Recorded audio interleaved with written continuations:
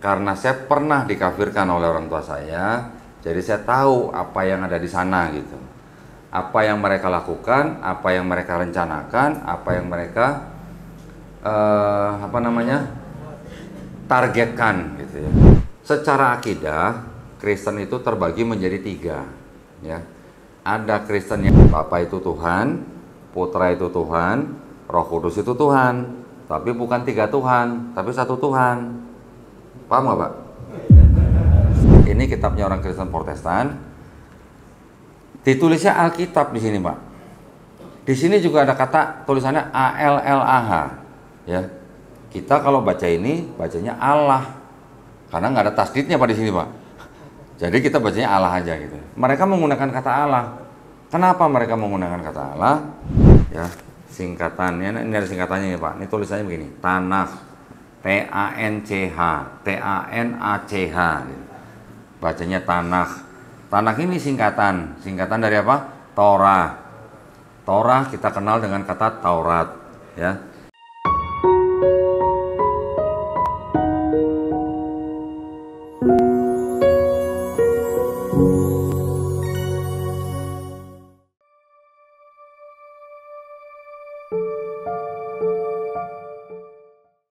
Bismillahirrahmanirrahim. Assalamualaikum warahmatullahi wabarakatuh.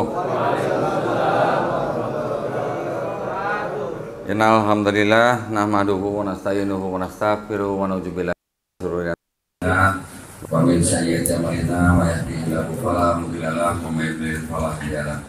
Asyhadu an la ilaha illallah wahdahu la syarika lahu wa asyhadu anna Muhammadan abduhu wa rasuluh. Allahumma sholli wa sallim wa barik ala sayyidina Muhammadin wa ala alihi wa sahbihi ajmain. Amma ba'du. Alhamdulillah, senang sekali saya bisa berada di Masjid An-Nur ya. Suasananya meriah sekali ya. Alhamdulillah, senang sekali saya. Alhamdulillah kita bisa bersolat subuh berjamaah. Ini yang selalu dirindukan oleh junjungan kita ya, Nabi Muhammad SAW. Senang sekali ya. Baik, tadi disebutin nama saya Doni Tan ya. Tan itu marga saya, Pak. Marga itu bahasa Jawanya se, Pak. Jadi saya Doni Setan. Mas Seton, Pak ya. Saya Doni marga Tan.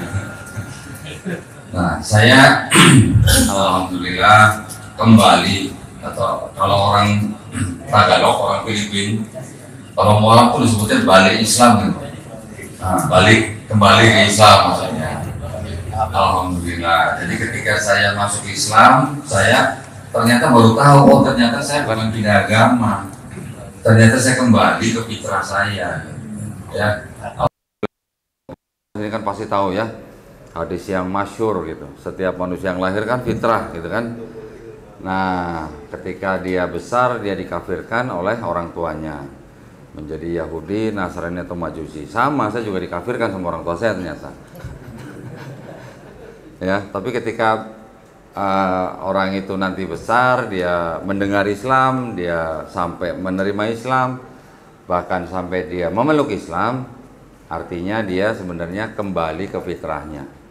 Itu suatu kalimat yang sangat berarti buat saya ketika saya berikrar syahadat tanggal 25 Juli tahun 2014. Alhamdulillah, kemarin belum lama saya ulang tahun 10 tahun Islam. Jadi kalau seperti anak kecil baru umur 10 tahun gitu lah ya. Jadi mohon bimbingannya juga. Saya sebenarnya kurang begitu bagaimana gitu duduk di sini sebenarnya. Alhamdulillah, tapi yang saya mau sharing di sini ya mungkin pengetahuan atau apa ya, informasi lah ya, atau pengalaman, sharing pengalaman buat bapak-bapak. Tujuannya kenapa saya mau duduk di sini tidak lain tidak bukan hanya untuk menguatkan iman dan akidah kita sebagai muslim ya. Karena saya pernah dikafirkan oleh orang tua saya, jadi saya tahu apa yang ada di sana gitu. Apa yang mereka lakukan, apa yang mereka rencanakan, apa yang mereka targetkan gitu ya. Target mereka tuh kita. Target mereka adalah kita, umat muslim di Indonesia adalah umat Islam yang terbesar di seluruh dunia. Nggak tahu kalau sekarang mungkin udah disalib kayaknya sama Pakistan ya. Alhamdulillah ya, berarti di Pakistan juga mereka sangat tinggi pertumbuhan Islamnya. Ternyata bukan juga di Pakistan aja, di seluruh dunia ya. Pertumbuhan Islam di seluruh dunia melewati pertumbuhan jumlah kependudukan di seluruh dunia. Sekarang kurang lebih Islam sudah 2 miliar, mungkin sudah 2,1 miliar sekarang ya di seluruh dunia. Di Eropa Islam juga tumbuh dengan sangat tinggi. Awal ini saya ingin membicarakan tentang agama saya yang dulu ya, tetapi tujuan saya membicarakan agama saya yang dulu ini bukan untuk menjelekkan agama saya yang dulu, tapi ingin memberitahukan kepada Bapak apa yang ada di dalam mereka, bagaimana akidahnya mereka, dan mengapa mereka mentargetkan kita untuk ikut agama mereka ya. Jadi tujuan saya juga tidak lain tidak bukan untuk membentengi akidah umat Islam agar terhindar atau tidak mudah dimurtadkan. Masih ada nggak ya upaya pemurtadan ya Pak ya? Hah? Masih ya? Benar ya? Kalau masih ada, saya mau bicara di sini. Kalau sudah nggak ada, saya mendingan pulang. Gitu. Karena masih ada, jadi ya saya mau berbagi informasi ini ya. Baik, saya tadi sudah cerita saya masuk Islam 25 Juli 2014. Ketika itu sebelumnya, beberapa tahun sebelumnya, 7 tahun sebelumnya malah, ayah saya duluan malah masuk Islam. Wah, kaget saya loh. Dari kecil lihat ayah saya lama di Konghucu, ketika hijrah ke Jakarta tiba-tiba masuk Kristen, sudah bisa khotbah di persekutuan, nggak lama masuk Islam. Kaget saya. Ternyata, ya saya memang nggak banyak nanya, tapi ternyata kemungkinan besar karena banyak pergaulan ya, karena pergaulan dengan teman-teman Muslim. Alhamdulillah, masuk Islam mau lewat pergaulan boleh, mau menikah juga boleh, ya kan? Memang mau belajar sendiri juga boleh. Nah, sejak itu jadi saya mulai mengamati apa? Mengamati Islam. Tapi yang saya amati waktu itu ternyata bukan Islamnya, Pak. Ternyata Muslimnya.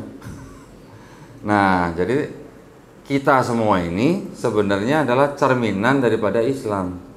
Akhlak kita ya, mau di jalan, mau berinteraksi dengan siapapun, itu kita tuh gambaran daripada Islam. Dulu saya mengamati Muslimnya, bukan Islamnya. Nah, waktu itu memang ya sampai sekarang juga masih ya, Islam masih sering difitnah, betul kan? Islam agama yang keras. Gitu. Katanya sini masjid yang keras ya Pak, betul ya? Hah? Oh, dilarang keras maksudnya malah ya. Jadi nggak boleh keras-keras ya. Maksudnya speakernya atau apanya Pak nggak boleh keras? Ya, jadi dulu yang saya amati Muslimnya ya. Ternyata ya akhirnya kita bisa mengambil kesimpulan setelah pengamatan, kita boleh jujur bahwa Islam itu sempurna, tapi Muslimnya belum sempurna. Nggak apa-apa ya saya sebut gitu ya. Nah, betul ya.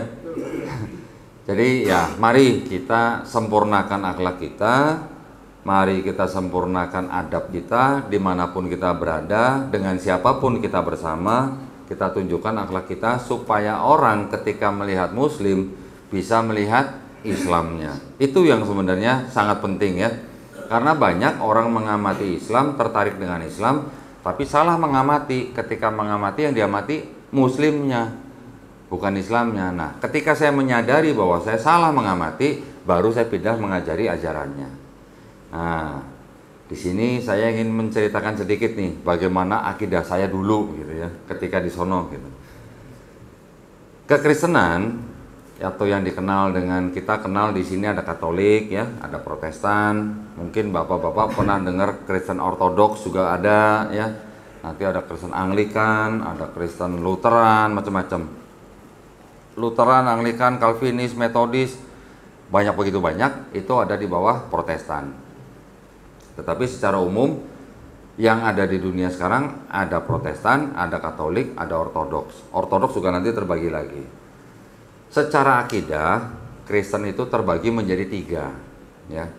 ada Kristen yang Trinitarian, artinya Kristen yang mempercayai Trinitas, bilangnya Tuhannya tetap Esa, tapi, nah selalu ada tapinya, ya, tapi bisa bermanifestasi dalam 3 pribadi. Nanti ada Kristen yang Unitarian. Unitarian ini tidak menyembah yang kita kenal dengan Nabi Isa alaihissalam, atau mereka sebut Yesus Kristus. Mereka tidak menyembah Yesus sebagai Tuhan, yang Unitarian, ya. Nanti ada lagi Kristen yang oneness. Oneness itu kesatuan katanya. Kalau yang Trinitarian mereka bilang Tuhannya Esa tapi 3 pribadi. Yang oneness bilang Tuhannya Esa tapi 1 pribadi gitu. Jadi Bapa itu ya Yesus, Bapa itu maksudnya Tuhan yang Maha Esa. Bapa itu Yesus, Yesus itu Bapa gitu. Mereka tidak kenal 3 pribadi seperti yang Trinitas gitu. Pernah dengar Trinitas Pak ya? Pernah ya? Trinitas itu mereka mengatakan Bapa itu Tuhan, Putra itu Tuhan, Roh Kudus itu Tuhan. Tapi bukan 3 Tuhan, tapi 1 Tuhan. Paham nggak Pak? Paham nggak Pak? Alhamdulillah Pak kalau nggak paham Pak, bener. Kalau bilang paham saya waduh kaget saya. Dulu saya juga paham Pak, bilangnya paham, tapi pura-pura paham gitu. Mau di bagaimana? Apa istilahnya mau di bagaimana penjelasannya? Tetap bagaimana ya otak kita bisa menerima ya? Ada 3 pribadi, tapi bukan 3 Tuhan, tapi 1 Tuhan.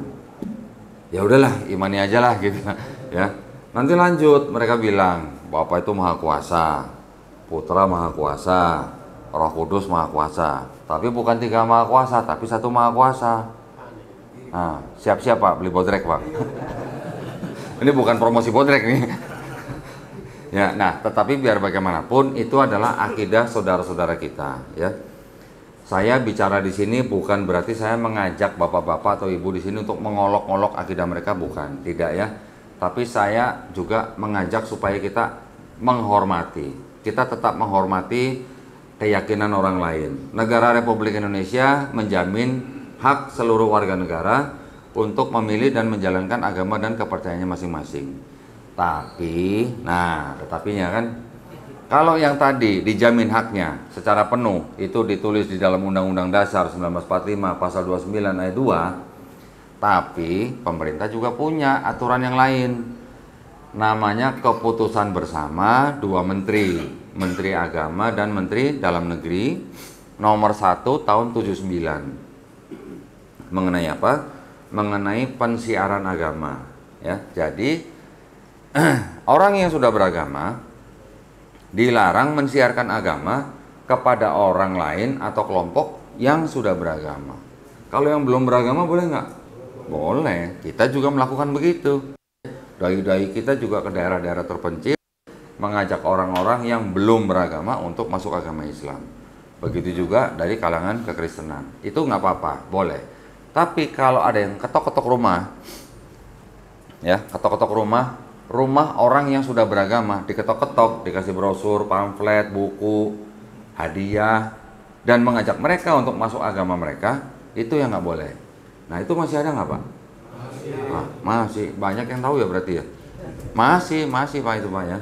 Karena itulah saya alhamdulillah bergabung dengan sebuah yayasan, yaitu Yayasan Pembina Mu'alaf At-Tauhid yang pusatnya di Surabaya, ya. Yayasan ini kami selain daripada visi dan misinya, selain daripada membina orang-orang yang baru masuk Islam, kami juga melakukan gauzal fikr, ya, perang pemikiran. Kami juga melakukan upaya-upaya untuk bisa berdialog atau dengan kata kerennya berdebat gitulah, ya, dengan saudara-saudara kita yang dari kalangan Kristen. Tapi kami berdebat bukan untuk cari musuh, bukan, untuk edukasi, ya. Saya alhamdulillah diamanahkan menjadi ketua litbang di yayasan ini, dan saya ditargetkan saya harus berdebat dengan pendeta minimal 2 kali dalam setahun. Nah, itu bukan debat online, debat yang di face to face, yang tatap muka gitu ya. Saya ditargetkan minimal 2 kali dalam setahun. Jadi ya mau nggak mau saya harus cari-cari pendeta untuk saya ajak debat gitu. Dan susah ternyata nyari pendeta yang diajak debat. Yang mau diajak debat tuh susah gitu ya. Kalau yang gerejanya sudah ramai gitu, susah banget diajak debat. Takut gitu. Bukan takut kalah debat, bukan. Takut perpuluhan hilang gitu. Kalau gerejanya masih kecil, nah dia perlu dipromosikan, baru dia mau berdebat gitu. Nah, ya wajar lah ya. Tetapi intinya kita mengajak mereka berdebat itu bukan berarti kita mau mencari musuh, bukan. Bukan kita mau cari ribut gitu, bukan. Setelah berdebat kita masih bisa ngopi bareng, makan bareng, ngobrol dengan mereka, kita bersahabat dengan mereka. Nah, kenapa kita melakukan itu? Yaitu untuk edukasi supaya yang nonton. Nah, yang nonton ini kan bukan cuma muslim aja. Ada juga yang belum muslim kan. Saya nyebutnya belum muslim, Pak, bukan non muslim, Pak. Nah, kalau belum muslim kan insya Allah mereka masuk Islam gitu kan. Nah, jadi tujuan kita dari debat itu adalah supaya yang menonton insya Allah yang muslim makin tebal imannya, makin kuat akidahnya gitu kan. Nah, kalau buat yang belum muslim, kalau misalnya dia menerima argumen-argumen kita, dia masuk Islam, alhamdulillah, itu bonus gitu Pak ya. Kita nggak pernah maksa gitu kan. Nggak boleh, di dalam Islam kan nggak ada paksaan. Nah, kenapa sih dari dulu selalu yang dalam tanda kutip nih bertikai gitu ya, Islam dan Kristen? Kenapa? Karena kan memang ada satu sosok yang kita anggap, yang kita imani sebagai hamba Allah, yaitu Nabi Isa alaihissalam, yang diangkat derajatnya oleh saudara kita yang Kristen sampai dituhankan. Itu yang menjadi pokok permasalahan sebenarnya. Kalau mereka Kristen tetap mengaku bahwa Tuhan mereka Esa, tetapi Tuhan yang Maha Esa itu yang bisa berubah menjadi Yesus gitu ya. Mereka sebutnya kan Yesus Kristus. Kita juga mengenal bahwa Nabi Isa alaihissalam ini memang dikenal dengan nama Yesus Kristus. Masalah Yesus dan Isa itu sebenarnya sama. Itu hanya masalah transliterasi bahasa saja gitu ya. Sebenarnya yang ada yang asli itu namanya Iso Al-Masiho gitu. Kalau itu dalam bahasa Aramaik, kalau dalam bahasa Ibrani Yesua Hamasiah, dalam bahasa Arab Isa Al-Masih, dalam bahasa Yunani zaman dulu Isus Kristos. Menjadi Yesus kira-kira baru di abad ke-17, baru tahun 1600-an ada kata Jesus dalam bahasa Inggris. Masuk ke dalam Bible baru di abad ke-18, tahun 1750-an. Masuk ke Indonesia jadi menjadi Yesus. Jadi kita tidak usah alergi dengan kata Yesus, itu hanya transliterasi aja.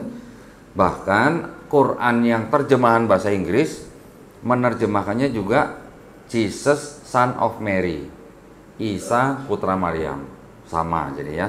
Nah, sosok itulah yang menjadi sosok yang dalam tanda kutip diperebutkan gitu lah ya. Di dalam Islam kita beriman bahwa beliau adalah Nabi, hamba Allah. Di Kristen mereka tuhankan. Dua-duanya, Kristen dan Islam, ini kan sebenarnya sama-sama agama misi sebenarnya. Kita juga mengajak orang di luar Islam masuk Islam. Tapi karena ada aturan pemerintah yang tidak boleh mensiarkan agama kepada orang yang sudah beragama, kita mengajak orang yang belum Islam masuk Islam. Tapi saudara kita yang Kristen ini juga lebih kuat misinya gitu ya. Kalau Islam kita diminta untuk mengajak orang masuk Islam, kita mengikuti hadis, sampaikanlah walaupun hanya satu ayat. Kalau di Kristen bagaimana? Di Kristen ada perintahnya di kitab mereka malah. Perintahnya bunyinya begini. Karena itu pergilah, jadikanlah semua bangsa muridku. Murid Yesus maksudnya. Baptislah mereka dalam nama Bapa dan Putra dan Roh Kudus. Jadi kalau kita hanya sampaikan walaupun hanya satu ayat, di kita tidak ada la ikroha fiddin. Di kita ada lakum dinukum waliyadin. Nah mereka kalau belum dibaptis kan belum kelar itu urusannya. Karena ada perintah baptislah mereka dalam nama Bapa dan Putra dan Roh Kudus. Ya, itu perbedaannya. Maka itulah mereka sangat agresif karena mereka selalu mempunyai target dimanapun mereka berada, mereka mengajak orang lain untuk masuk agama mereka. Dan rencana itu sudah mereka miliki itu sudah puluhan tahun yang lalu. Mungkin dari sebelum zaman kita merdeka sampai zaman merdeka, sampai bangsa Indonesia menata pemerintahan, membuat aturan-aturan, banyak aturan-aturan termasuk yang tadi saya sebutkan, keputusan bersama 2 menteri itu juga diprotes sama mereka. Mereka tidak mau mengikuti aturan itu dengan alasan kebebasan beragama gitu katanya. Ya, namun bagaimanapun ya namanya kita hidup berbangsa dan bernegara, kita tetap bagaimana? Tetap harus menghargai setiap warga negara yang beragama lain. Tapi kalau ada upaya-upaya seperti itu, kita tinggal serahkan saja kepada pihak yang berwajib, gitu kan? Jangan main hakim sendiri, gitu ya. Main hakim rame-rame gitu ya. Bukan juga ya, nggak boleh ya. Jadi kalau kita misalnya, nauzubillah mujalik, rumah kita kedatangan mereka yang datang bawa brosur, bawa pamflet, bawa buku, mengajak kita untuk masuk agama mereka. Terus kalau kita tolaknya dengan gagang sapu misalnya, kita kejar-kejar misalnya, terus ada yang foto, yang salah yang mana? Yang bawa gagang sapu atau yang bawa brosur? Yang bawa gagang sapu gitu. Ya, dikira kita yang melakukan aksi kekerasan begitu kan? Nah, itu yang nggak boleh. Itulah kami dari yayasan memang menempuh yang namanya disebut dakwah kristologi. Ya, ilmu yang mempelajari agama mereka disebut dengan ilmu kristologi. Tapi belajar kristologi bukan berarti mau menjadi Kristen, tapi mempelajari akidah mereka, mempelajari sejarah mereka, mempelajari teologi mereka ya, supaya kita paham, supaya kita hadang dengan akidah Islam. Nanti ada ilmunya, dan itu memang tidak sebentar belajar itu ya. Kami juga percaya, di yayasan kami juga percaya bahwa dakwah kristologi yang dilakukan oleh Rasulullah bersama sahabat-sahabat. Ketika mereka berinteraksi dengan orang-orang Yahudi, orang-orang Nasrani, yang dibicarakan kan juga itu, kristologi, ilmu tentang akidah mereka yang dibantah oleh ayat-ayat Al-Quran. Kemudian ya dari mereka ada yang masuk Islam, ada yang tidak, itu semuanya tergantung dari izin daripada Allah Subhanahu wa taala, ya kan? Sahabat Nabi ketika mengungsi di Habasyah juga berdakwah kristologi kepada raja setempat, gitu kan? Nah, jadi buat kami dakwah kristologi ini adalah boleh kami katakan dakwah tauhid. Artinya dakwah yang mengajak orang untuk bertauhid, gitu ya. Emang mereka nggak bertauhid? Mereka ngakunya juga bertauhid, tapi mengenal sifat Tuhannya itu yang secara berbeda dengan kita ya. Kita tidak mengenal yang namanya Allah Subhanahu wa taala bisa menjadi manusia gitu, atau diperanakan gitu, atau memperanakan gitu kan. Mungkin hampir setiap hari kita baca surat Al-Ikhlas. Tapi ternyata apakah Bapak Ibu ini tahu bahwa di dalam kitab mereka ini ada sebuah kejanggalan gitu ya. Ada sebuah, boleh dikatakan apa ya? Kontroversi gitu mungkin ya. Saya tunjukkan gitu ya. Nah, ini kan saya kemana-mana bawa koper nih, isinya kitab-kitab mereka nih. Jadi kayak tukang buku gitu.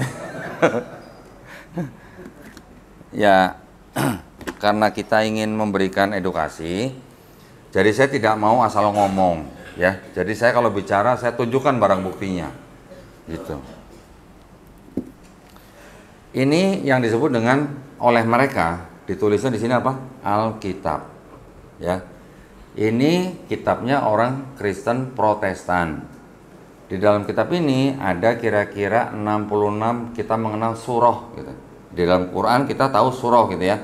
Saya nyebut surah Bapak langsung paham, tapi kalau saya sebut kitab nanti di dalam kitab ada kitab itu Bapak bingung nanti. Nah, ini ada 66 surah. Ini kitabnya orang Kristen Protestan. Ditulisnya Alkitab di sini, Pak.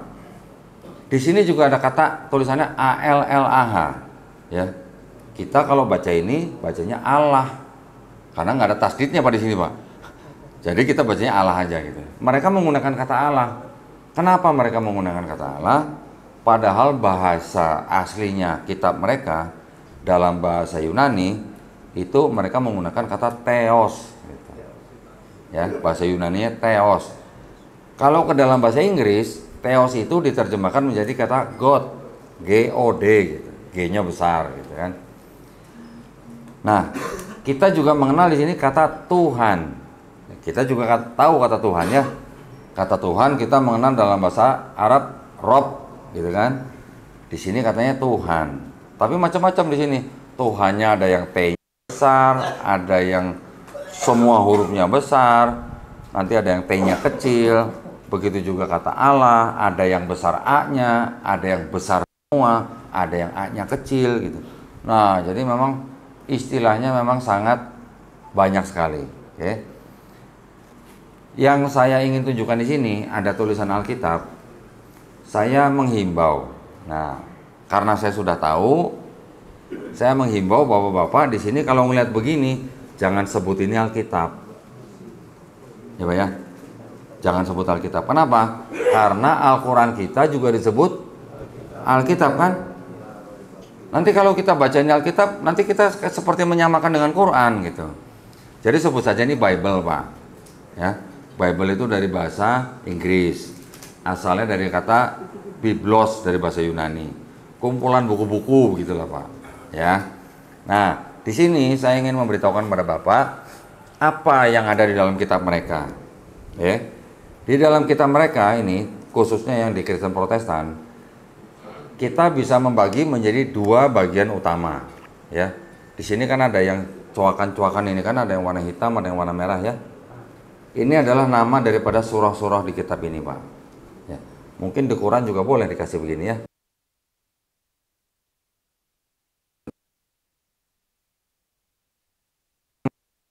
Yang indeksnya warna perjanjian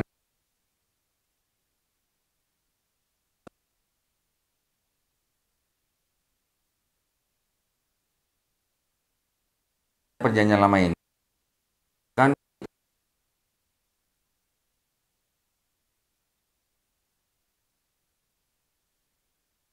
ini kitabnya orang Yahudi. Nah ini namanya Tanakh ya, singkatannya ini ada singkatannya nih Pak. Ini tulisannya begini, Tanakh, T-A-N-C-H, T-A-N-A-C-H, bacanya Tanakh. Tanakh ini singkatan dari apa? Torah. Torah kita kenal dengan kata Taurat ya. N-nya dari Nevi'im. Nevi'im itu kitab nabi-nabi. K-nya Ketuvim, kitab atau tulisan orang-orang bijak. Nah, yang mereka sebut dengan Torah di sini adalah yang dianggap 5 kitab Musa.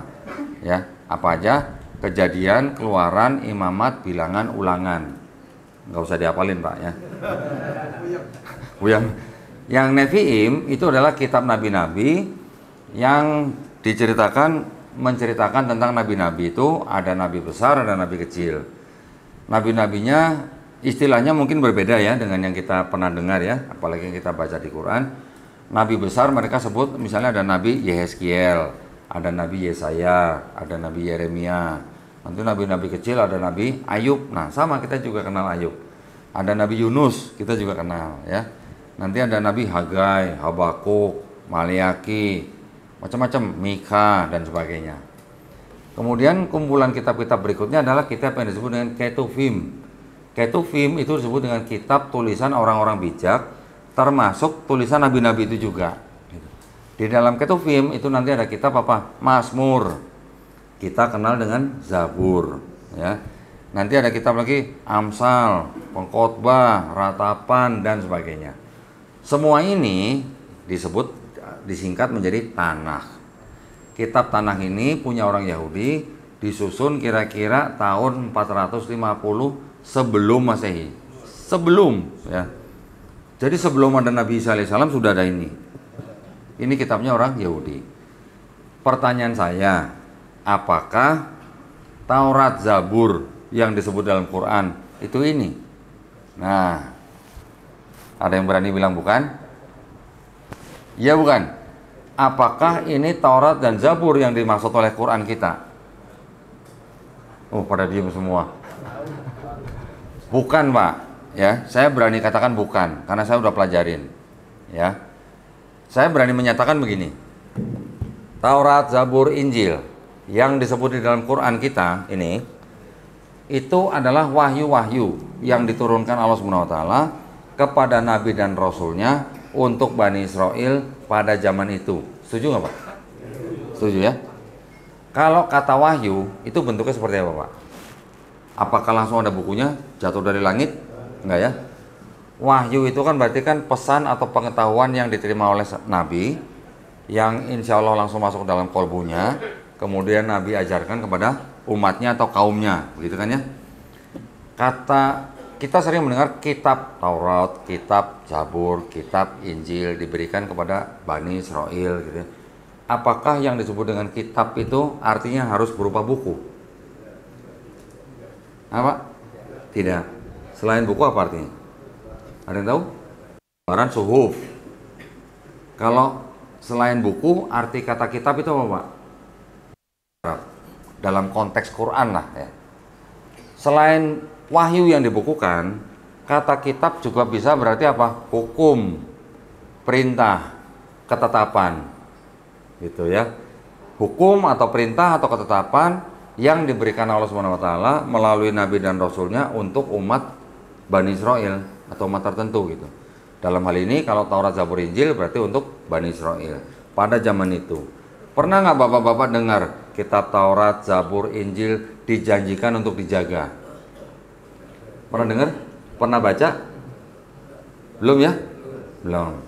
Jadi kalau begitu, kalau Taurat diberikan kepada Nabi Musa alaihissalam untuk Bani Israel, Nabi Musa hidupnya berapa? Ada yang bilang dari abad 16 sampai 14. Ada yang bilang dari abad 15 sampai 13. Lah ini disusunnya baru di abad ke-5 sebelum Masehi. Jadi jarak dengan Nabi Musa kira-kira 1 milenium, 1000 tahun gitu. Mungkin nggak kira-kira yang menulis Nabi Musa? Tidak. Apakah yang nulis ini pengikut-pengikut yang pernah ketemu bareng sama Nabi Musa? Enggak juga. Apakah yang nulis ini orang-orang yang pernah ngikut nyebrang laut gitu? Bukan juga gitu ya. Jadi yang adalah memang bangsa Yahudi, tetapi bangsa Yahudi yang sudah kembali dari pembuangan Babel. Mungkin tradisi ini kita jarang mendengar gitu ya. Bani Israel kita tahu bahwa setelah mereka dikeluarkan oleh Nabi Musa alaihissalam, dipimpin akhirnya oleh penerusnya yaitu Nabi Yosua bin Nun masuk ke dalam tanah Kanaan atau Palestina. Nabi Musa alaihissalam tidak sampai masuk ke dalam tanah Kanaan. Kemudian setelah masuk ke dalam tanah Kanaan, mereka menjadi satu bangsa yang dipimpin oleh hakim-hakim, 12 hakim-hakim. Kenapa? Karena mereka adalah 12 suku gitu ya. Akhirnya mereka minta kepada nabi mereka untuk dijadikan kerajaan. Diangkatlah raja pertama yaitu siapa? Namanya Saul menurut bahasa mereka. Kita mungkin mengenal dengan nama siapa? Tolut. Nah, ya. Kemudian Raja Saul ini ketika sudah wafat digantikan oleh Nabi Daud alaihissalam. Mereka mengenal dengan Raja Daud gitu ya. Kemudian setelah Nabi Daud alaihissalam wafat digantikan oleh anaknya Nabi Sulaiman alaihissalam. Mereka mengenal dengan nama Salomo. Nah, ketika Nabi Sulaiman alaihissalam ini memerintah Bani Israel, Nabi Sulaiman kan membangun Haikal Sulaiman, ya, atau bait suci. Bait sucinya orang Yahudi, ya, dibangun kira-kira di abad ke-10 sebelum Masehi. Ketika Nabi Sulaiman alaihissalam wafat, baru kerajaan Israel terpecah menjadi dua, kerajaan Israel Utara dan kerajaan Israel Selatan. Israel Utara dihuni oleh 10 suku, Selatan dihuni oleh 2 suku. Yang di selatan itu adalah suku Yehuda dan suku Benyamin. Sisanya 10 suku di utara. Yang di utara dipimpin oleh Raja Rehoboam, yang di selatan dipimpin oleh Raja Yeroboam. Kira-kira di abad ke-8, akhir abad ke-8, tahun 722 sebelum Masehi, Israel Utara dicaplok oleh tetangganya, bangsa Assyria. Kira-kira tahun 597 Assyria yang mencaplok Israel Utara dan Israel Selatan dicaplok oleh bangsa Babilonia. Tahun 596 sebelum Masehi, Haikal Sulaiman dihancurkan oleh raja dari Babilonia yaitu Raja Nebukadnezar II. Kira-kira tahun 530-an ya sebelum Masehi, masuk bangsa Persia, mengalahkan Babilonia. Ya, waktu itu bangsa Israel ketika dikuasai oleh Babel, mereka dibuang ke Babel atau Babilonia. Nah, selama di Babel itulah bangsa Israel menyusun ini, gitu ya. Selesai disusunnya baru di abad ke-5 sebelum Masehi.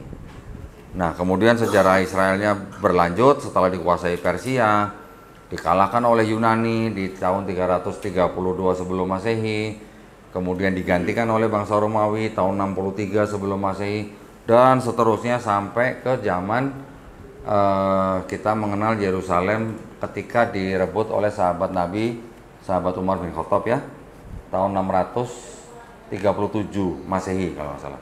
Oke, dan itu seterusnya. Tapi kita kembali ke sini. Jadi kitab ini sudah dipastikan menurut ahli-ahli Bible mereka sendiri, yang menulis kitab ini bukan Musa, bukan juga pengikut-pengikut yang pernah ketemu dengan Musa.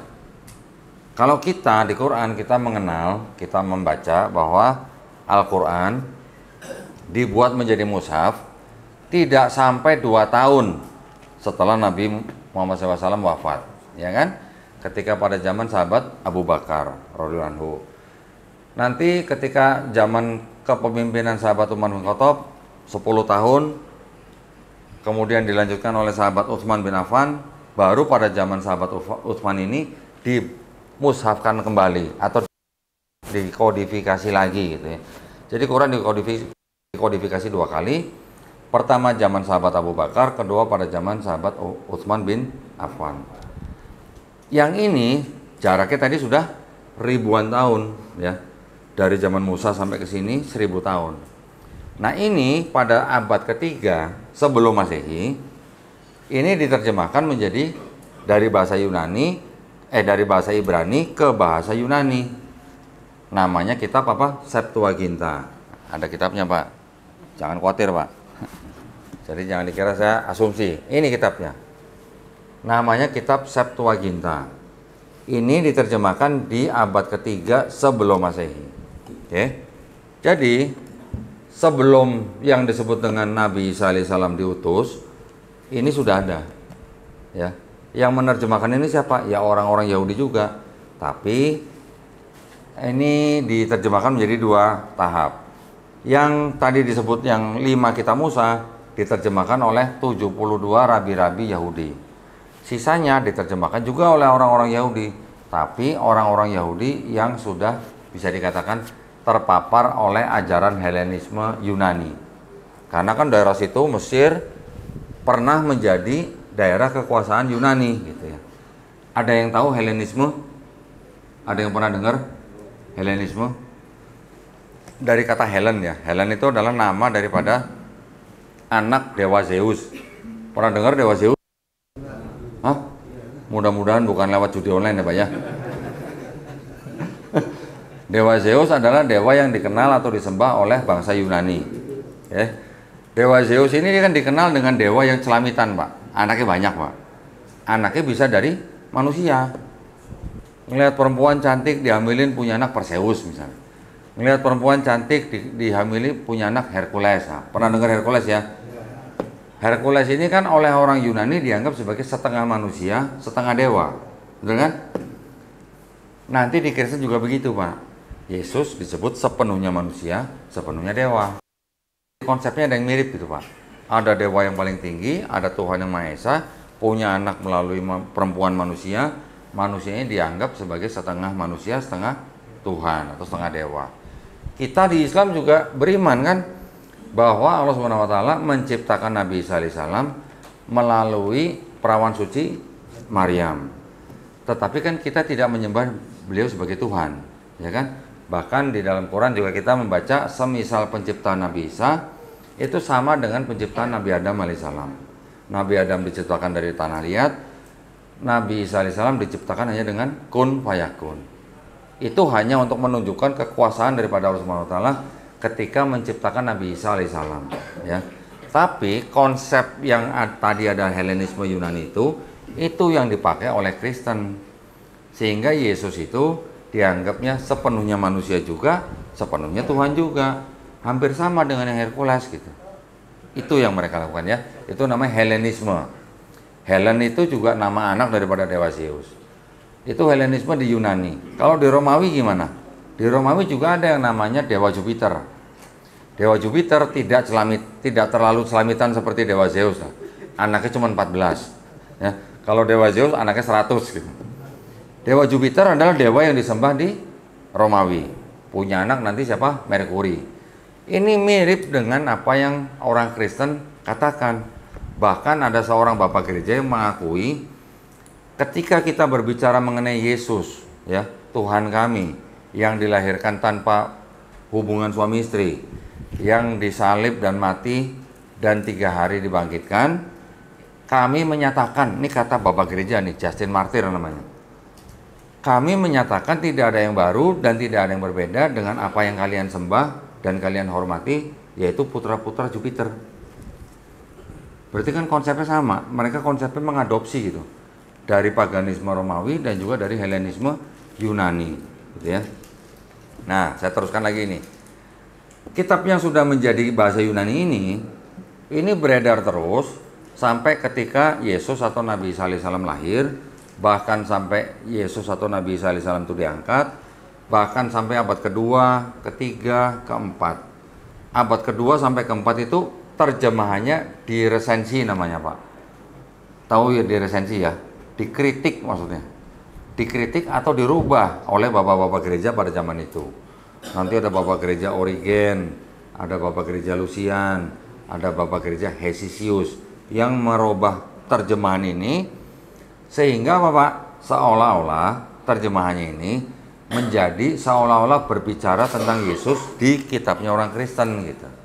Nah, kalau ini tadi beredar dari mulai abad ketiga sebelum Masehi sampai di abad keempat Masehi, kitabnya orang Kristen, nah ini kitab orang Kristen ya, ini juga sama. Kalau ini perjanjian barunya ini aja tipis segini, ini juga cuman perjanjian baru aja. Tapi ini ada bahasa Yunaninya nih. Nah, di sini ada bahasa Yunani, ada terjemahan bahasa Indonesia.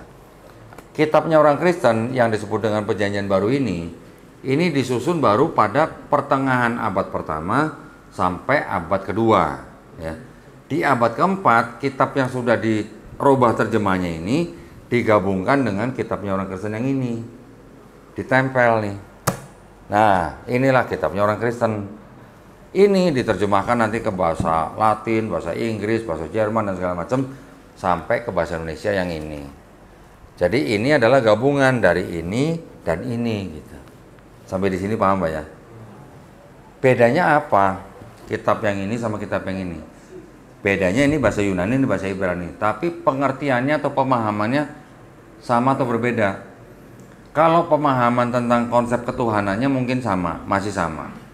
Penerjemahan konsep keselamatannya masih sama. Tapi karena terjemahannya sudah dirubah-rubah, yang ini menjadi seolah-olah berbicara tentang Yesus di sini gitu. Penulis yang ini ketika menulis ini itu banyak sekali mengutip dari sini. Hampir 1000 ayat di sini dikutip dari sini gitu. Jadi kalau orang Kristen bilang kitab kami diinspirasi oleh Roh Kudus, ini ada 1000 ayat yang dikutip dari sini. Jadi terinspirasi oleh Roh Kudus atau terinspirasi oleh ini gitu. Ya. Jadi yang ini disebut perjanjian lama, yang ini disebut perjanjian baru. Ini yang menjadi kitab orang Kristen. Orang Yahudi kalau dikasih kitab ini mau nggak suruh baca? Nggak mau Pak. Dibuang tempat sampah kalau orang Yahudi dikasih ini. Yang mereka jadikan pegangan orang Yahudi adalah yang ini. Nah, orang Yahudi bilang di kitab kami, ya kitab Tanakh ini, itu nggak ada tulisan bersambung gitu, nggak ada. Ya, sudah selesai sampai di sini aja. Tapi kan sama Kristen ditambahin menjadi ini. Gitu kan. Sebenarnya jadi yang menciptakan Kristen itu jadi siapa kalau begitu? Ya orang Yahudi juga sebenarnya Pak. Sebenarnya orang-orang Yahudi juga gitu ya. Kalau menurut akademisi bisa dikatakan bahwa pendiri agama Kristen itu adalah orang yang bernama Paulus. Pernah dengar Pak Paulus? Pernah ya? Tetangga ada yang namanya Paulus Pak? Nah, Paulus ini juga sebenarnya orang Yahudi, tapi dia blasteran Pak.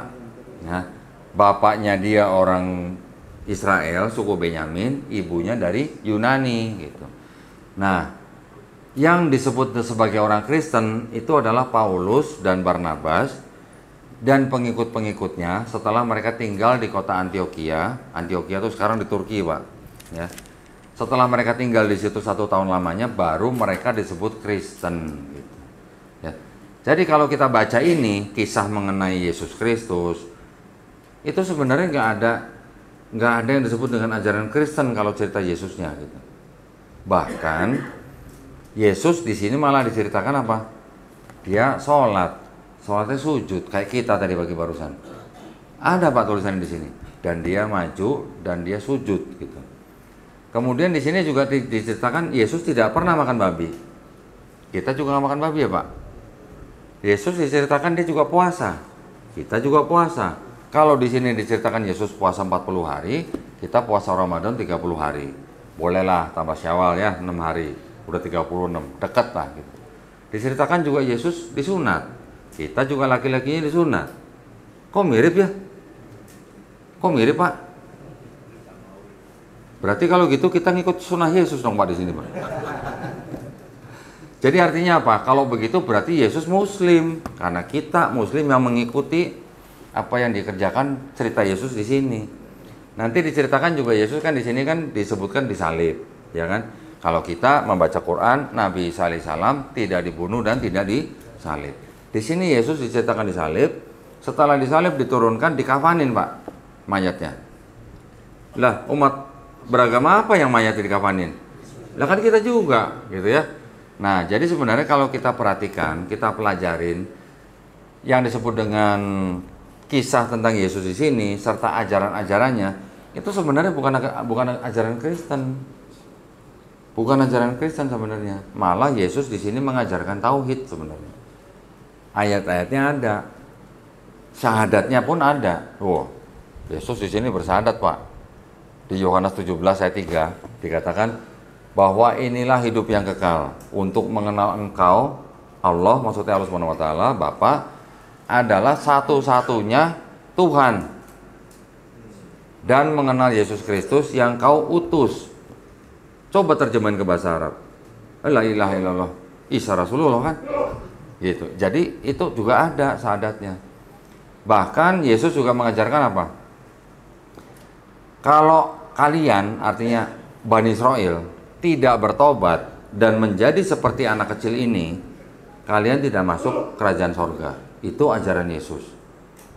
Juga Yesus ditanya sama orang-orang Farisi, hukum apa yang terutama? Yesus bilang, hukum yang terutama itu adalah Shema Israel, Adonai Elohenu, Adonai Ehad. Wah, ini dalam bahasa Ibrani Pak. Yang saya hafal cuma itu aja Pak soalnya. Ya, artinya apa? Dengarlah hai bangsa Israel, Tuhan Allah kita, Tuhan itu Esa. Itu artinya gitu. Terjemahin ke dalam bahasa Arab ya sama, la ilaha illallah. Ajaran Yesus yang di sini, gitu ya. Nanti juga ada ajaran bahwa Yesus mengatakan kepada Bani Israel begini, kalian harus mengikuti ajaran orang-orang Farisi. Orang-orang Farisi itu adalah sebuah kelompok Yahudi yang dianggap mereka yang mengikuti ajaran Taurat, gitu ya. Ada 4 kelompok di dalam zaman itu orang Yahudi. Kelompok Farisi, kelompok Saduki, kelompok Eseni, dan kelompok Zelot. Sebenarnya ada satu lagi kelompok Samaritan, tapi ini kecil sekali. Tapi masih ada sampai sekarang. Ya. Nah, dari kelompok ini, kelompok Farisi itu adalah kelompok yang dianggap mengajarkan Taurat. Makanya Yesus bilang kepada umat Israel, kamu harus mengikuti ajaran orang-orang Farisi. Yesus tidak pernah mengajarkan ajaran Kristen. Ajaran Farisi adalah ajaran apa? Ajaran Taurat, gitu, yang dibawa oleh Nabi Musa alaihissalam, gitu ya. Jadi sebenarnya kalau kita perhatikan, Yesus di dalam Bible-nya orang Kristen tidak mengajarkan Kristen, tapi sebenarnya mengajarkan Islam, karena dia mengajarkan tauhid, ya, sama dengan kita mengesahkan Allah Subhanahu wa taala. Tetapi Kristennya dari mana? Nah, dari Paulus. Paulus di sini yang mengajarkan ada dosa waris, gitu Pak. Kita ada nggak Pak Islam dosa waris Pak? Nggak ada ya. Setiap manusia kan bertanggung jawab nih atas dosanya masing-masing kan Pak. Setiap amalan kita yang kita pertanggungjawabkan nanti kan. Kalau kita berdosa, kita masih dikasih kesempatan bertobat nih ketika masih hidup nih kan. Ketika kita bertobat, kita menyesali perbuatan kita tidak mengulangi perbuatan kita, insya Allah kita diampuni. Begitu kan? Yesus juga di sini ajarannya sama. Berarti Yesus Muslim nggak kalau begitu Pak? Muslim, karena dia menyerahkan segala urusannya kepada yang mengutus dia. Sama dengan di Islam. Nah, yang di sini sama nggak dengan ajaran Yesus? Sama ternyata. Sama juga dengan ajaran kita di Islam. Di sini ada ayat begini Pak. Karena itu bertobat lebih baik daripada mempersembahkan hewan kurban. Basuhlah, jauhkanlah perbuatan-perbuatan jahatmu dari depan mataku, mata Tuhan maksudnya. Berhentilah berbuat jahat, belajarlah berbuat baik, kendalikan orang-orang kejam, belalah hak anak-anak yatim, perjuangkanlah perkara janda-janda. Bukan cari janda Pak maksudnya Pak. Baiklah, marilah kita berperkara, katanya firman Tuhan kita, ya. Jikalau dosamu merah seperti kirmisi, akan menjadi putih seperti salju. Jikalau dosamu merah seperti kain kesumba, akan putih seperti bulu domba. Berarti gimana? Kalau ada kata-kata begitu, perlu nggak ada orang yang harus mati di atas kayu salib untuk menebus dosa manusia? Nggak perlu, gitu ya. Jadi di dalam kitabnya orang Yahudi, selain daripada konsep ketuhanannya tauhid, mereka konsep keselamatannya juga hanya perlu apa? Bertobat, gitu Pak. Sama nggak Pak dengan kita Pak? Sama. Kita juga bertauhid, insya Allah kita bertobat, kita selamat, ya kan? Tetapi ketika masuk ke dalam kitabnya orang Kristen ini, kalau tadi ajaran Yesus tidak ada ajaran Kristen, tapi ketika mulai masuk ke dalam surat-surat Paulus, nah ini baru ajaran Kristen yang sesungguhnya gitu Pak. Paulus mengajarkan sesuatu yang tidak pernah diajarkan Yesus di dalam 4 kitab di sini. Ya. Paulus di sini mengajarkan ada dosa waris gitu. Wih, warisan kok dosa Pak? Warisan mah harta, rumah, tanah gitu ya, sawah gitu. Ini warisan dosa gitu katanya. Jadi Paulus bilang bahwa dosa yang dilakukan oleh Adam dan Hawa itu telah menjalar kepada setiap manusia yang lahir. Jadi setiap bayi yang lahir sudah bawa dosa waris Pak. Nah kalau bayi 3 hari meninggal, gimana? Kira-kira masuk mana Pak? Kira-kira gitu aja. Nah ini sih hanya pertanyaan ya ini ya. Jadi ada konsep seperti itu. Makanya karena manusia punya dosa waris, akhirnya harus ada yang menyelamatkan gitu. Siapa yang menyelamatkan? Ya Tuhan itu sendiri. Dengan cara apa? Dengan cara menjelma menjadi Yesus. Mereka sebutnya inkarnasi gitu Pak, ya, bukan reinkarnasi tapi inkarnasi.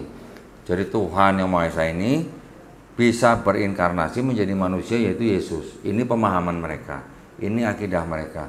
Makanya Yesus disebut punya sifat ilahi gitu, ya. Nanti mereka melalui konsili-konsili mereka menetapkan akidah mereka sehingga sampai menuhankan Yesus atau Nabi Isa. Izin minum dulu Pak ya, udah mulai kering nih Pak. Kita sampai jam berapa?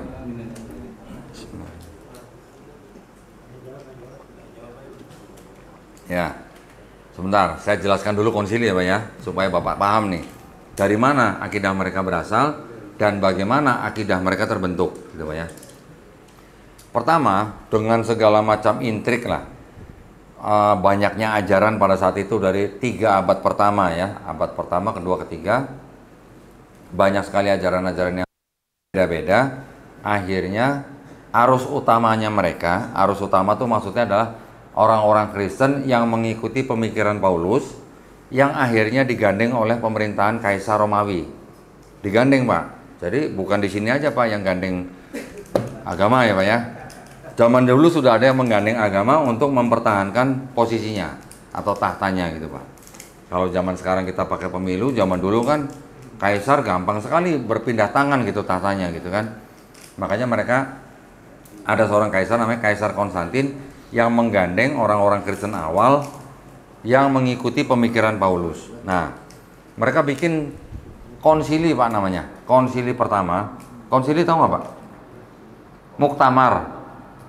Tahu ya, muktamar. Nah, konsili pertama diadakan tahun 325 Masehi yang akhirnya membuat keputusan bahwa yang disebut dengan Yesus itu mempunyai hakikat yang sama dengan Tuhan. Makanya Yesus dianggap sebagai Tuhan. Tahun 325 Masehi. Tahun 381 Masehi bikin lagi konsili di Konstantinopel, ya. Konstantinopel itu berarti di Turki. Tahun 381 Masehi menetapkan bahwa ada Roh Kudus yang juga Tuhan gitu. Jadi ada Bapa, ada Putra, Yesus, ada Roh Kudus gitu. Baru yang 381 ini konsep trinitasnya final gitu. Baru 381. Kemudian 431 di Efesus bikin konsili lagi, menetapkan bahwa Bunda Maria itu adalah Theotokos, bunda pengantar Tuhan ke bumi gitu kan. Perlu diantar gitu, Pak. Nah. Kemudian tahun 451 Masehi di Kalsedon bikin konsili lagi, menetapkan bahwa Yesus sepenuhnya manusia, sepenuhnya Tuhan. Nah, ini yang tadi konsepnya sama dengan yang Hercules nih, di Kalsedon nih, Pak. Habis itu konsili lagi, tahun 553 di Konstantinopel, disebut konsili Konstantinopel yang kedua. Ya. Ini menetapkan bahwa bagaimana memisahkan sifat ganda Yesus yang di konsili Kalsedon ini tanpa meninggalkan Kristusnya. Gitu. Puyeng nggak, Pak? Saya juga puyeng. Berikutnya bikin konsili lagi, konsili Konstantinopel ketiga tahun 681 Masehi, menetapkan Yesus punya satu kehendak apa dua kehendak gitu. Tuhan dicari punya satu kehendak apa dua kehendak gitu. Baru ada lagi konsili Nisea kedua tahun 787 Masehi, menetapkan bagaimana menyembah Yesus sebagai ikon gitu. Nah, jadi mereka butuh 7 konsili untuk membentuk dan meneguhkan akidah mereka. Ya, ini adalah konsili utama yang berhubungan dengan teologi mereka atau akidah mereka. Konsili-konsili berikutnya banyak sekali dibuat, tapi banyak mengurusi tentang manajemen gereja, tentang bagaimana mungkin dia menganggap pemimpin gereja yang ini sesat atau bukan gitu. Jadi kalau di sini di Indonesia di Islam ada yang membid'ahkan sesamanya gitu. Zaman dulu, Pak, kalau di Kristen mereka menyebut yang lain yang tidak sama kelompoknya, mereka sebut bidat gitu, Pak. Bidat, sebutnya bidat ya, bukan bid'ah, bidat atau sesat gitulah. Jadi 7 konsili itu yang membentuk teologinya kelompok Trinitarian yang kita kenal sekarang ya. Trinitarian itu ada Ortodok, Katolik, Protestan. Di bawahnya Protestan banyak sekali cabangnya. Ada Anglikan, ada Lutheran, ada Calvinis, ada Metodis, ada Baptis, macam-macam, begitu banyak. Total sekarang kelompok mereka atau denominasi mereka total sekarang mungkin kurang lebih hampir atau baru 60.000 golongan gitu. Baru, Pak. Kan belum 100.000 kan? Nah, itulah gambaran daripada agama kekristenan yang mana konsep kitabnya ini ternyata yang tadi saya jelaskan ya. Ada konsep yang diambil dari Yahudi, tapi sudah dirubah-rubah, digabungkan dengan kitab mereka sendiri, jadi seolah-olah kitab ini adalah kitab Kristen, seolah-olah. Tapi sebenarnya yang ini berasal dari kitabnya Yahudi yang ini. Nah, perbedaan utamanya adalah yang di Yahudi ini konsep ketuhanannya tauhid, tapi ketika masuk ke dalam konsep Kristen, ini konsep ketuhanannya boleh dikatakan mengadopsi sistem atau kepercayaan paganisme Romawi dan Helenisme Yunani. Ya, yang tadi saya katakan ada dewa Zeus dan segala macam.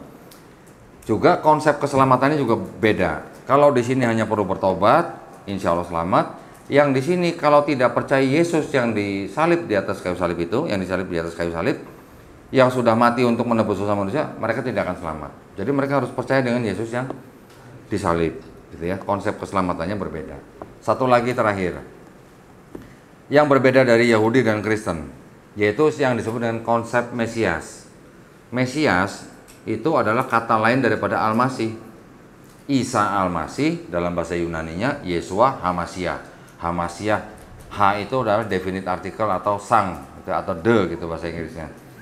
Jadi sama, Mesias dengan Al-Masih itu sama, cuman konsepnya berbeda. Kalau kita mengenal Nabi Isa alaihissalam mempunyai gelar Al-Masih karena dia diberikan kekuatan atau mukjizat untuk menyembuhkan orang sakit, untuk membangkitkan orang mati, itu dengan cara mengusap gitu. Kalau di Ibrani atau bangsa Yahudi, kata Mesias itu artinya diurapi, Pak. Diurapi itu artinya dibaluri dengan minyak gitulah. Ya. Yang dibaluri dengan minyak itu bisa nabi, bisa raja, bisa juga apa? Imam. Ya, mereka punya imam juga dari keturunan suku Lewi. Nah, konsep Mesias yang ada di sini dengan konsep Mesias yang orang Kristen sematkan kepada Yesus itu yang berbeda. Bedanya di mana? Kalau orang Yahudi bilang Mesias itu nanti akan datang ketika di dunia ini sudah nggak ada perang, di bumi udah nggak ada perang. Nanti akan ada sebuah masa yang disebut dengan masa damai, yang mana manusia tidak akan mengangkat senjata. Baru Mesias itu datang. Mesias itu datang sebagai rajanya orang bangsa Israel, ya. Nah, raja yang nanti bakal datang itu, menurut ini, itu benar-benar manusia, bukan Tuhan sendiri yang turun jadi manusia gitu, bukan. Kalau Kristen kan bilang Yesus Mesias Tuhan sendiri yang turun jadi manusia. Kalau Yahudi bilang bukan, itu benar-benar manusia, lahir dari hubungan badan suami istri, dan dia harus apa? Keturunan Raja Daud, gitu. Ya, Raja Daud atau kita kenal Nabi Daud alaihissalam. Melalui jalur anaknya yaitu Nabi Sulaiman alaihissalam atau Raja Salomo yang mereka kenal di sini. Ya. Nah, sedangkan Yesus di sini diceritakan lahir dari perawan suci Maria, diceritakan punya ayah bernama Yusuf atau suaminya Maria bernama Yusuf. Kalau di Islam kita nggak kenal Maryam punya suami kan. Di sini Maria diceritakan punya suami nama Yusuf. Yusuf ini yang keturunan Daud melalui Raja Sulaiman. Tetapi kan Yesus bukan anak kandungnya Yusuf gitu. Nah, kalau bukan anak kandung Yusuf, orang Yahudi bilang mohon maaf gitu, nggak bisa terima. Bukan Mesias yang dijanjikan di sini. Orang Yahudi juga bilang bahwa Mesias yang akan datang itu nanti dia akan datang ketika seluruh bumi orang sudah mengenal Tuhan Yang Maha Esa. Yesus datang, masih ada orang yang belum kenal Tuhan Yang Maha Esa kan? Suku-suku pedalaman juga sampai sekarang juga masih ada gitu kan? Juga waktu Yesus datang atau Yesus lahir masih ada perang. Tadi kan sini bilang sudah nggak ada perang gitu Mesias datang, ya kan? Yang terakhir orang Yahudi bilang Mesias yang akan datang itu dia datang cukup sekali datang sebagai bangsa Israel gitu. Bukan orang yang datang menyelesaikan misi terus pergi terus datang lagi gitu, bukan begitu. Nah, Yesus di sini diceritakan dia sudah mati disalib, dibangkit dari ketiga, sudah diangkat, nanti akan datang lagi, artinya menjadi hakim yang adil gitu. Kita umat Islam juga mayoritas kita beriman bahwa Nabi Isa alaihissalam juga akan datang lagi gitu kan. Tetapi datang untuk membunuh Dajjal, mematahkan salib dan membunuh babi. Tapi yang kalau pertama ini mungkin artinya harfiah, arti yang kedua dan ketiga ini adalah arti yang majasi atau kiasan gitulah ya. Mematahkan salib dan membunuh babi urusannya kalau bukan Kristen apalagi gitu kan. Berarti ini bisa diartikan apa? Membantah fitnah Kristen yang menuhankan Nabi Isa alaihissalam gitu ya. Nah, jadi kira-kira begitu. Saya kalau baru datang ke masjid yang baru saya berikan ceramah, biasanya saya berikan pengenalan ini dulu gitu ya. Pengenalan ini yang menurut saya penting supaya Bapak Ibu paham bagaimana isi kitab mereka. Saya belum beritahukan yang isinya kontradiksi atau ayat tidak asli dan sebagainya. Itu nanti kalau misalnya Bapak Ibu berminat untuk belajar lagi, undang lagi, baru saya bukain ya. Tapi yang pertama ini, saya hanya ingin mengenalkan dari mana kitabnya orang Kristen berasal dan ada masalah apa di dalam kitab ini. Karena ada masalah konsep ketuhanan yang berbeda, ini yang harus kita pahami. Jadi ketika ada orang Kristen yang datang ke rumah Bapak Ibu mengajak mereka masuk agama mereka, kita sudah tahu nih bahwa akidah mereka beda dengan akidah kita. Walaupun di dalam kitab mereka ditulis di sini Isa Al-Masih, kelahiran Isa Al-Masih, tapi di sini Isa Al-Masihnya dijadikan Tuhan oleh mereka. Itu yang menjadikan kita harus waspada gitu ya. Ya, mudah-mudahan bermanfaat apa yang saya sampaikan di sini.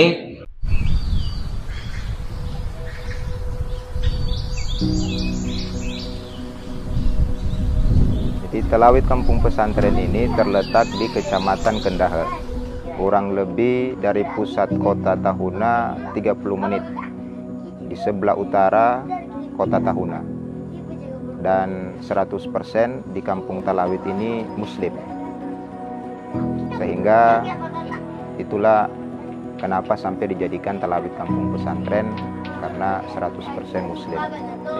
Setelah dijadikan Talawit ini kampung pesantren, minat anak-anak, bapak-bapak, ibu-ibu, mualaf-mualafah untuk mendalami Islam, dan salah satunya untuk mengetahui huruf hijaiyah lewat Iqra dan Uqran itu sangat meningkat.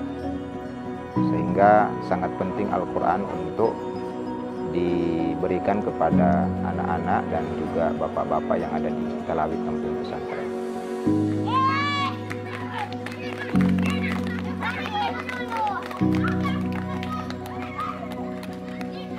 Itu 1 bulan sudah ada 5 yang robek, karena memang anak-anak.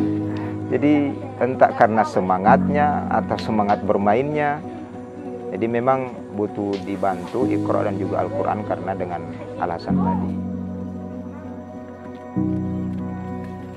Jadi harapan kami ke depan dari Badan Wakaf Al-Quran bisa memberikan Al-Quran kembali untuk taman pengajian di Talawit kampung pesantren.